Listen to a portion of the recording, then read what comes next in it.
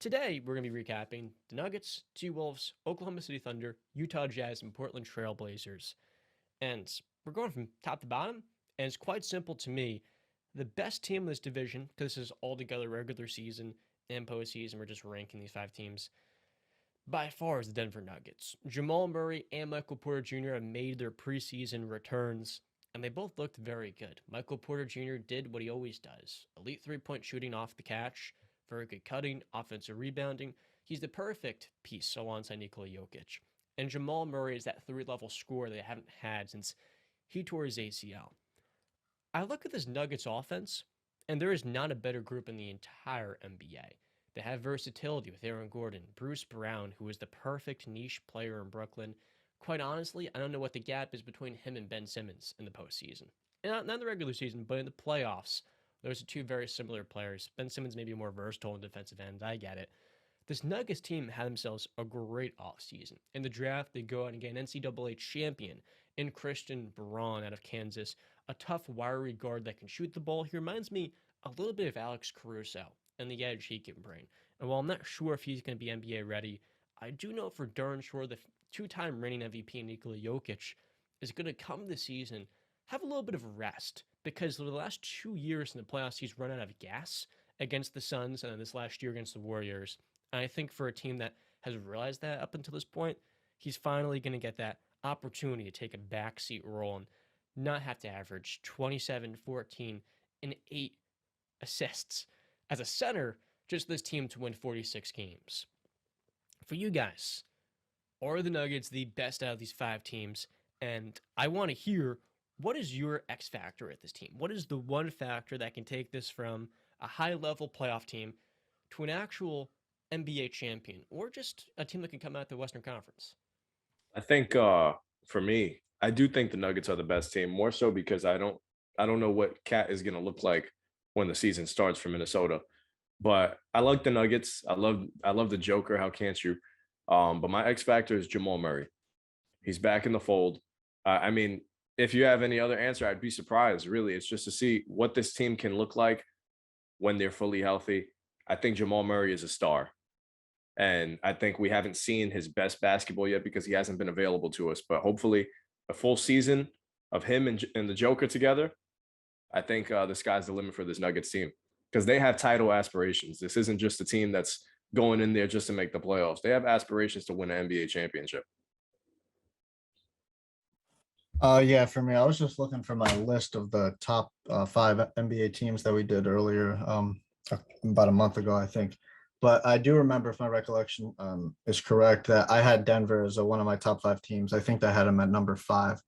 So I'm really high on Denver. So yeah, they're my number one team in this division. You got the Joker. He's a top 10 player in the NBA. He's probably the best passing big man of all time already. It's just insane, his vision, his IQ, and his ability to just pass the ball in a creative way, or just, you know, regular standard type passes. It's just insane. High rebound rate, 13, 14 rebounds, 28 points a game. It's just insane. Yeah, he lacks on the defensive end, but when he's giving you MVP production in the offensive end, you can't really get mad at it. And he's staying healthy. He's playing 75 plus games this season, if not 80.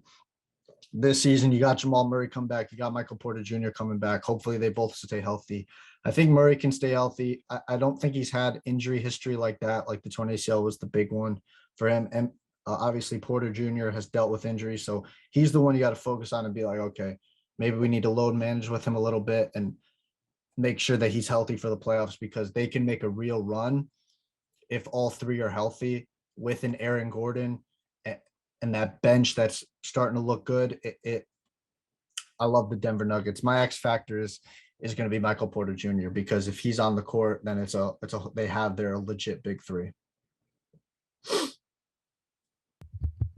excited about the Denver Nuggets. You know, Brandon, if I could hug you as the biggest Jokic fan, I'm probably on planet Earth, I would. I really, I probably we're very far from each other, but yeah, I'd probably make the trip. Here is the crazy thing about the Denver Nuggets that most fans actually don't realize. So we know Jokic just won the MVP award 2 straight years. The crazy thing about that is the last time he played with Jamal Murray and Michael Porter Jr., and Michael Porter Jr. was a rookie at the time, keep in mind, he was a 20-point per game scorer, 10 rebounds. The 2 years since, he has bumped his scoring tally from 20 a game to 27. Meanwhile, he's averaging more assists, more rebounds, and get this, he's more efficient. We don't see guys typically make that jump so early. I mean, Jokic is still just 27 years old. And it's crazy to think he took an even bigger step on the defensive end. He didn't just get better on offense, it was both ends of the floor.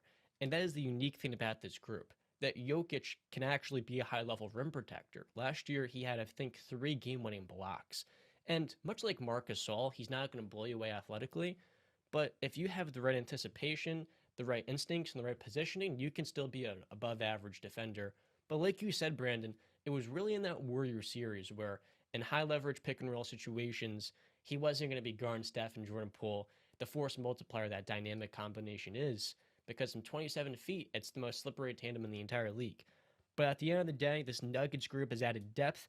Michael Malone is one of the better coaches in the NBA, and he actually didn't really do a great job last year, especially in the playoffs.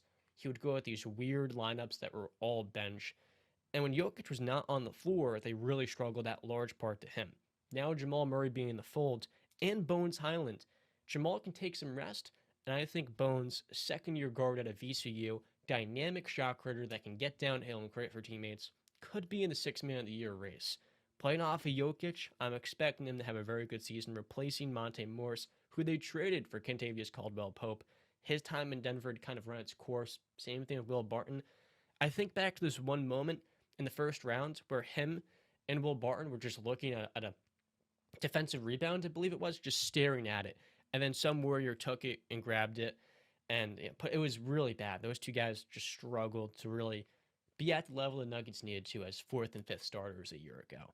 So that's all I got on the Nuggets. Michael Porter Jr. to me is the biggest X factor. What will he be, and can he stay healthy coming off of lumbar spine surgery? The dude's just 24 years old. And while I'm not expecting him to have the highest of ceilings, he's not an explosive athlete, doesn't have a great first step, not a good ball handler. His fit as one of the 5 best shooters probably in the entire universe.